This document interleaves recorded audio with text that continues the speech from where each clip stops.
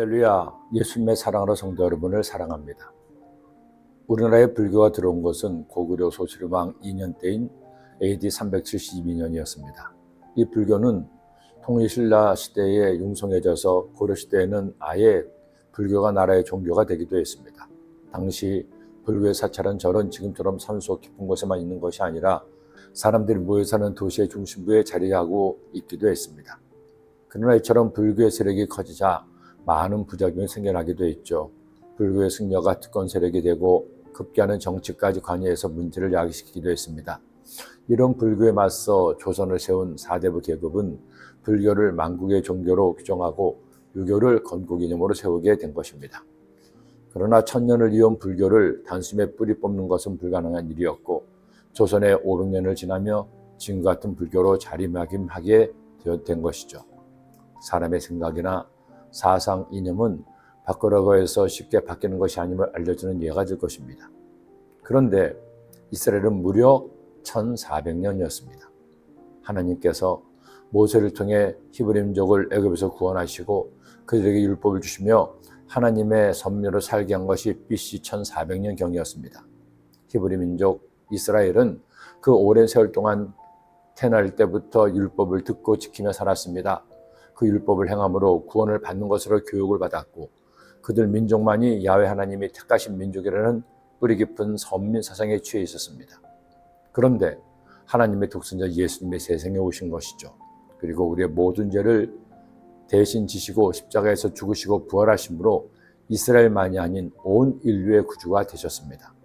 이 새로운 복음이 가장 먼저 이스라엘에서 선포되었을 때 그들은 큰 혼란에 빠졌습니다. 1400년간 그들의 믿어온 신앙이 하루아침에 흔들게 되자 그들은 부정하는 것을 넘어 분노하기 시작했습니다. 그러게 대제사장도 서기관도 바울 같은 율법학자들도 예수님을 부인하고 예수님을 믿는 사람들을 핍박하게 된 것입니다. 그런데 그런 바울이 주님을 만난 것이죠. 그리고 예수님이 온 인류의 구주임을 담대하게 전하자 유대 민족은 더 큰 혼란에 빠졌습니다. 무엇을 어떻게 믿어야 할지 모르는 지경이 된 것입니다. 그런 유대민족 히브리인들에게 사실은 예수님이 하나님의 아들이시오 세상 만물을 창조하신 창조자여 우리의 구주가 되시며 구약에 예언된 메시아임을 알려주려고 쓴 말씀이 히브리서입니다. 이는 하나님의 영광의 광채시여 그 본체 형상이시라 그의 능력의 말씀으로 만물을 붙드시며 죄를 정결하게 하는 일을 하시고 높은 곳에 계신 지극히 크신 이의 우편에 앉으셨느니라. 우리는 오늘부터 히브리서의 말씀을 묵상할 것입니다. 이 편지의 대상이 율법에 정통한 히브리인들이기에 신약의 어떤 말씀들보다도 구약의 말씀이 많이 인용됩니다. 그러나 그 모든 말씀을 통해 우리에게 주시는 진리는 오직 하나, 예수님이 이스라엘을 넘어서 온 인류를 구원할 구주시라는 것입니다. 히브리서의 말씀이 쓰여진 지 어느덧 2000년이 지났습니다.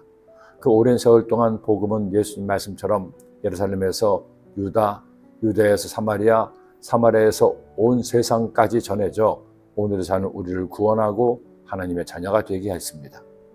진리는 영원합니다. 진리는 변하지 않습니다. 진리는 생명의 능력입니다. 오늘도 영원토록 변치 않는 진리이신 예수님과 함께하는 여러분이 되시기를 기도합니다. 기도드립니다. 사랑해 주님 감사합니다. 오늘도 주의 말씀 주셨으니 이 말씀 마음에 꼭 새겨서 우리 모두 참 진리 되시는 예수님을 믿고 의지하고 충성하는 성도가 되게 하여 주옵소서. 예수님의 이름으로 기도드립니다.